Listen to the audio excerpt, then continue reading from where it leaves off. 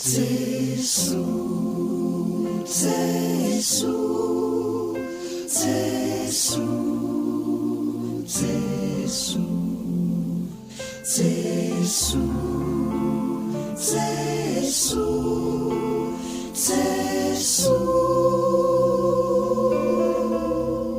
Efa mitona amin'i Jesosy Kristy anio faefatra ambin'ny folon'ny volana Jolay. Miaraha mandeha amiko eny amin'ny lalana nofidiako anao. Mafaly ny foko ny fanirianao iaina eo anilako. Marina fa azoko menanao avy hatrany ny arem-panahirinao, saingy tsy izany no niomanako iasana.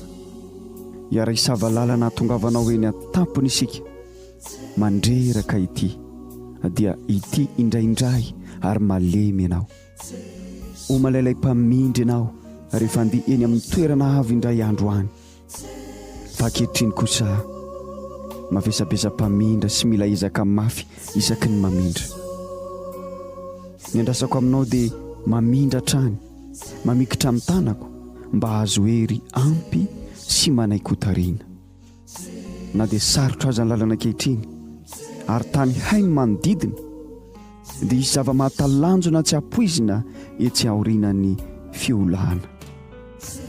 Tohizo ny lalana nofidiako anao, io mihintsy no lalan'ny fiainana. Salamo fa 7:30, 9:20 ka hatramin'ny 9:4. Rehefa mahafalo ny tompo ny fitondran-tenany olona iray, dia izy no ampahery azy eo amin'ny lalaka lehany. Raha solafaka ilay olona dia tsy mba hidarapoka satria tantana ny tompo. Salamo fa 9:1, 1:20. Ampahafantarina ho any lalana izay mankany amin'ny fiainana.